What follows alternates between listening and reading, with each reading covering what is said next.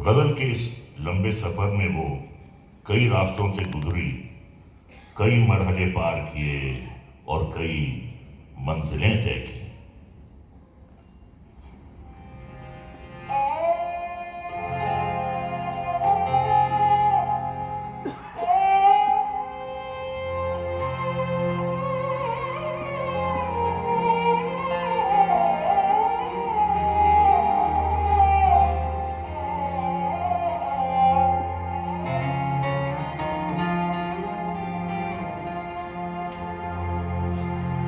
Doctor Bashir बदर हिंदुस्तान के मशहूर शायर हैं। पेश खिदमत है उन्हीं की।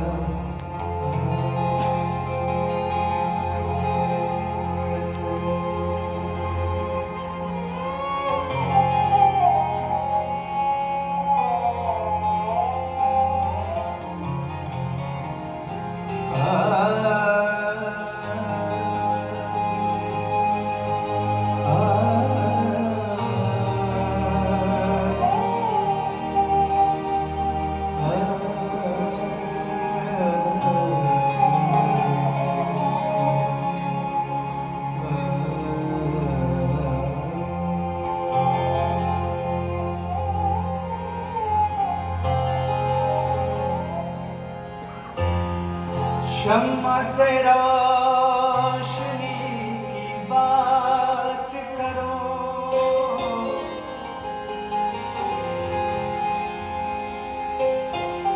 चांद से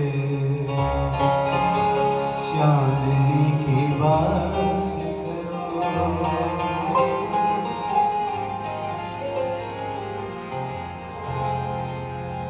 जीने वालों तुम्हें खुदा की कसम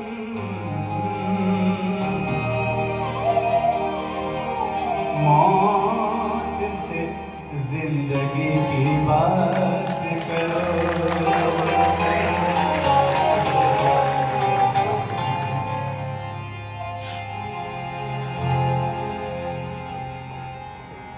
न जी भर के देखा कुछ बात की, न कुछ बात की, बड़ी आरज़ू थी मुलाकात की।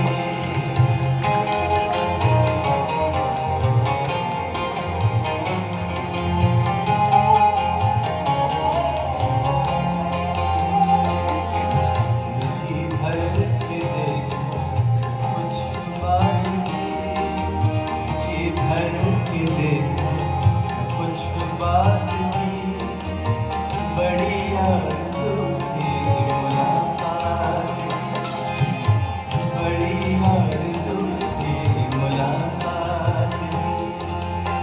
जी भर के देखा कुछ बात की, जी भर के देखा कुछ बात की, बड़ी आरज़ू थी मुलाकात की, बड़ी आरज़ू थी मुलाकात की।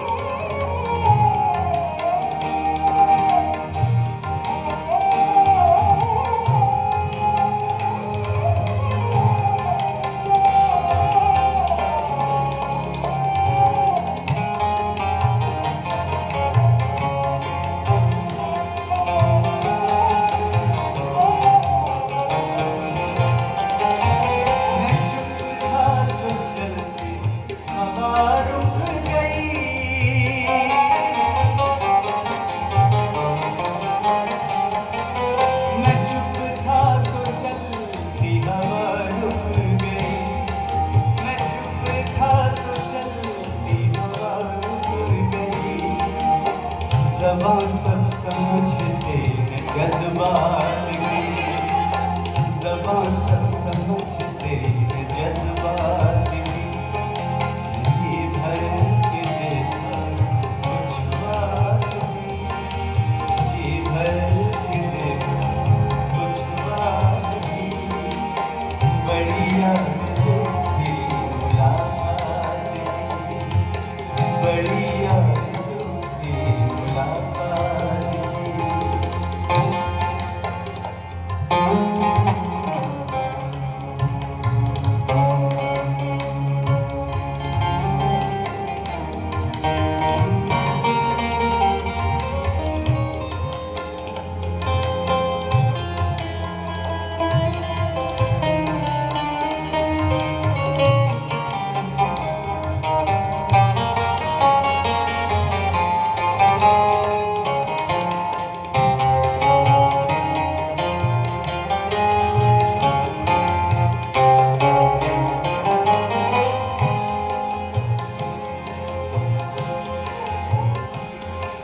सितारों को शायद खबर ही नहीं,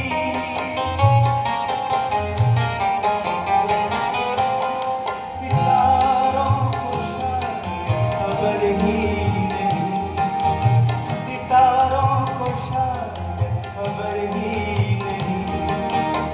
मुसाफिर ने जाने कहाँ रात की, मुसाफिर ने जाने कहाँ रात की।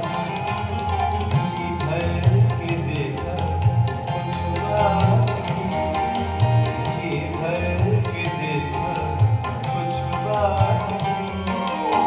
बड़ी आरज़ू थी मुलाकात की, बड़ी आरज़ू थी मुलाकात की, बड़ी आरज़ू थी मुलाकात की।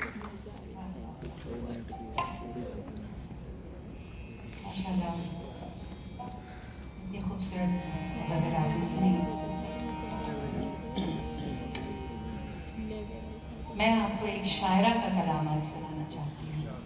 बहुत कम लोग शायरात का कलाम गाते हैं, और एक बात ज़रूर कहना चाहती हूँ कि जिन्हें सुनकर गज़ल सीखी, जिनसे मुतासिर होकर गज़ल सीखी, आज उनके साथ रहने का मौका मिला है। मेरे लिए इससे बड़ी कोई बात नहीं हो सकती। मेरी खुशी से मुझे अपनी तकलीफ में नहीं है।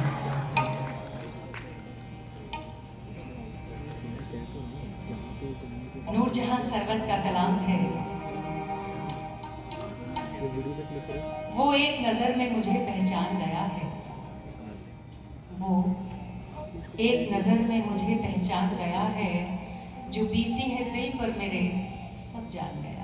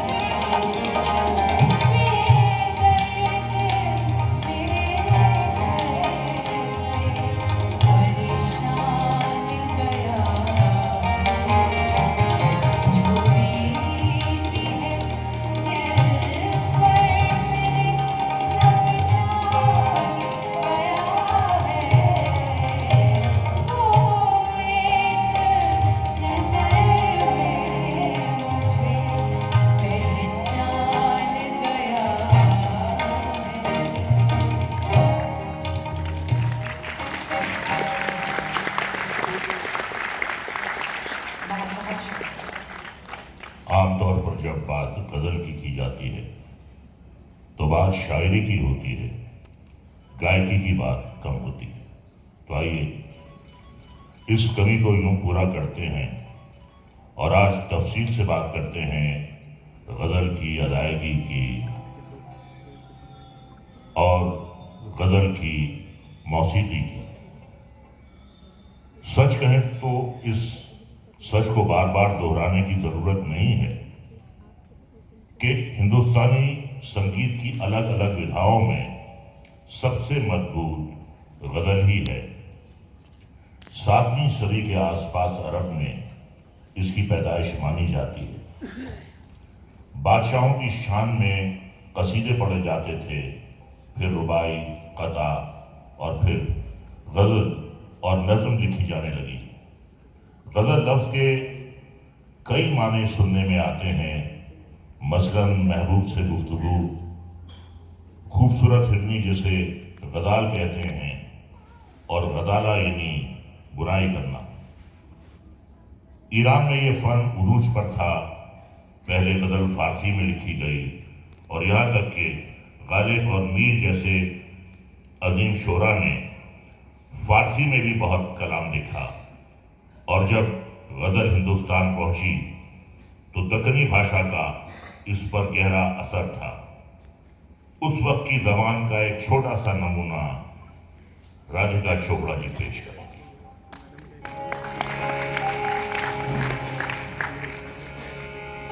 चंद शेर सुना रही हूं।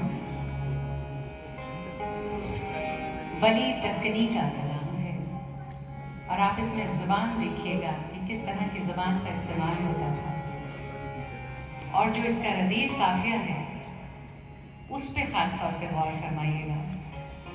यह करीब 1700 सन के आसपास उन्होंने लिखी। किया मुझे इश्क ने जालिम कुआं, आहिस्ता आहिस्ता।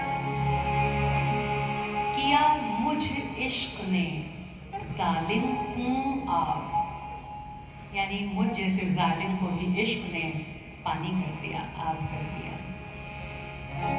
किया मुझे इश्क ने जालिम को आग, आहिस्ता आहिस्ता। किया आतिश गुल को करती है गुलाम, आहिस्ता आहिस्ता। किया मुझे इश्क ने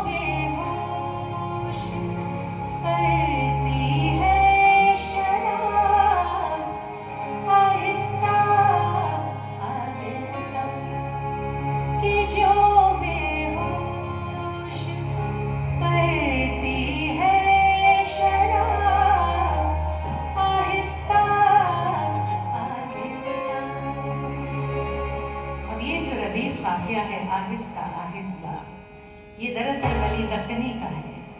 और 150 साल बाद अमीर मिनाई ने इसी रदीफ काफिए को लेकर इसी ज़मीन पर एक खूबसूरत गज़ल लिखी जो बहुत मशहूर हुई। मैं दरख्वास्त करती हूँ चंदन भाई से कि 2 शेर उसके सुनाएं।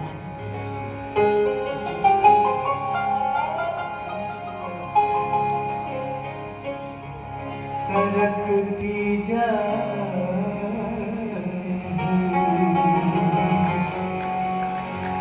सरकते जाए,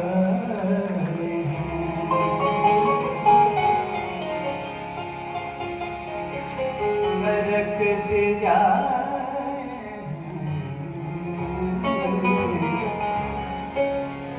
सरकते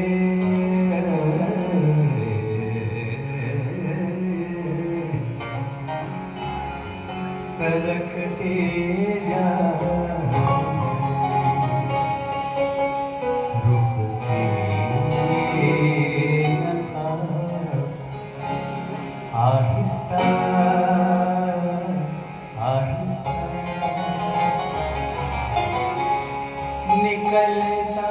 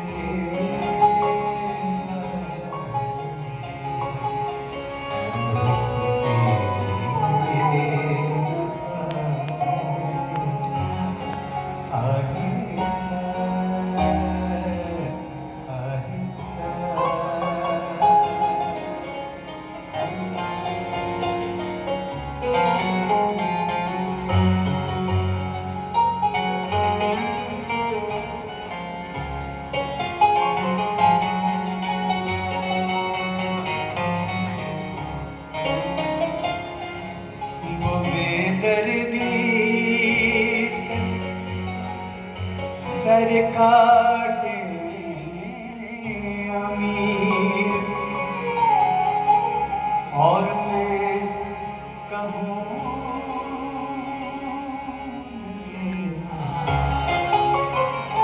वो बेदर्दी बेदर्दी से सर काटे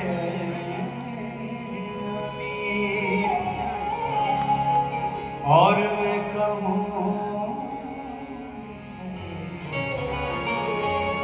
हुजूर आहिस्ता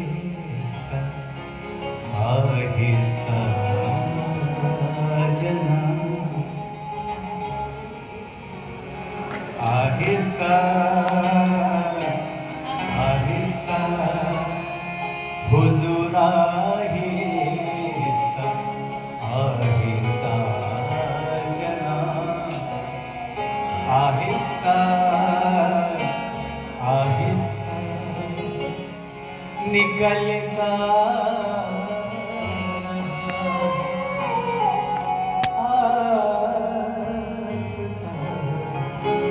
आहिस्ता आहिस्ता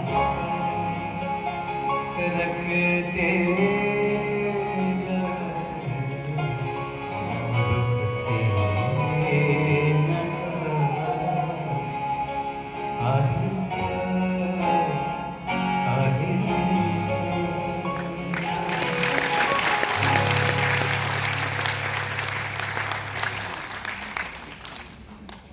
ये समझने के लिए कि क्लासिकल गज़ल यानी पुरानी शास्त्रीय गज़ल क्या थी और आज के अंदाज तक ये कैसे पहुंची, हमें थोड़ी माजी की तरफ यानी अतीत की तरफ नजर डालनी होगी। सच तो यह है कि अतीत से अब तक गज़ल के सफर की दास्तान थोड़ी पेचीदा मानी जाती है। हमारी कोशिश ये होगी कि खुशबू के इस सफर को खुशबू की तरह ही आप तक आया वो तेज नज़ाकत से पहुंचाएं। मैं राधिका जी से दरख्वास्त करूंगा कि रिवायती अंदाज की गजल का एक छोटा सा नमूना अपने सामाईन के लिए पेश करें। जी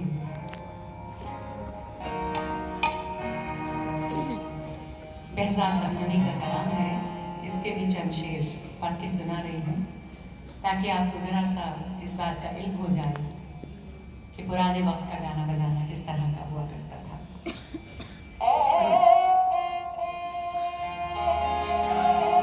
दीवाना बनाना है तो दीवाना बना दे, दीवाना बनाना है तो दीवाना बना दे, वरना कहीं तकदीर तमाशा न बना दे, दीवाना बनाना है तो दीवाना बना दे।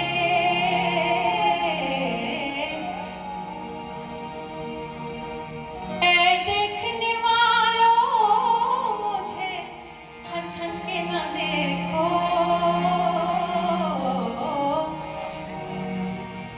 ऐ देखने वालों, ऐ देखने वालों मुझे हंस हंस के न देखो, तुमको भी मोहब्बत कहीं मुझे सा न बना दे, दीवाना बनाना है तो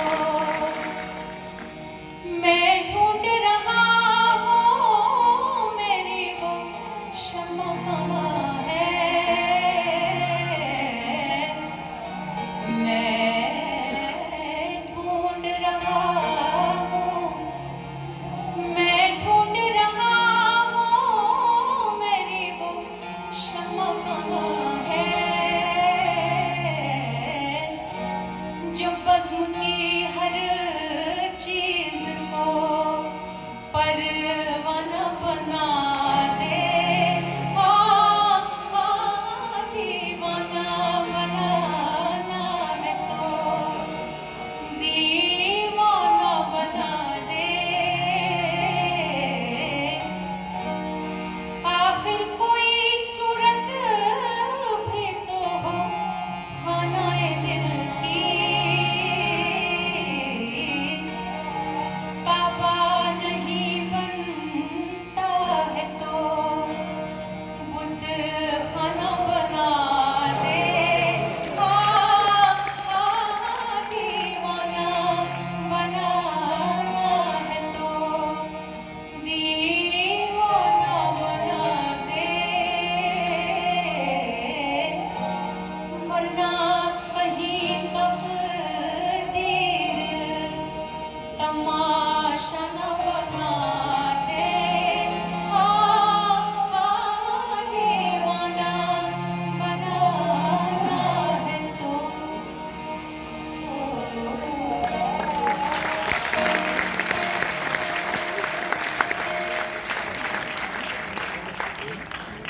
उस्तादों का मानना है कि संगीत में सबसे पहले ध्रुपद विधा सामने आई और फिर ख्याल, ठुमरी, दादरा, कजरी, चैती वगैरह वगैरह। हिंदुस्तानी मौसीकी में इन सब विधाओं में गजल को सबसे ज्यादा मोहब्बत इसलिए मिली कि इसमें अदब और संगीत दोनों की कशिश काम करती है। जब से गजल की रिकॉर्डिंग शुरू हुई, अगर तब से बात करें तो 125 साल का इतिहास आपके सामने है। गजल की खुशकिस्मती ये है कि इसकी खूबसूरती में चार चांद लगाने के लिए हिंदुस्तान में नायाब शोरा हुए। हर एक लिखने वाला अपने आप में एक कीमती नगीना था। फिक्र मोमिन की, ज़बां दाग की, मीर का रंगे सुखन। फिक्र मोमिन की ज़बां दाग की, मीर का रंगे सुखन, और गालिब का अंदाज़े बयां हो तो गजल होती है। सिर्फ अल्फाज ही माने नहीं पैदा करते, सिर्फ अल्फाज ही माने नहीं पैदा करते, जज्बे खित में फन हो तो गजल होती है। सिर्फ अल्फाज ही माने नहीं पैदा करते, जज्बे खिदमत फन में तो गजल होती है। यहाँ मैं आपको गालिब का कलाम सुनाऊंगी और चंदन जी आज के दौर के किसी शायर का कलाम सुनाऊंगी, क्योंकि एक लंबी फहरिस्त है शोरा की। कहाँ से शुरू करें और कहाँ तक आए, ये छोटी सी कोशिश है। बहुत मशहूर गजल है गालिब की हर गजल मशहूर है। अक्सर लोग इसे गलत पढ़ते हैं,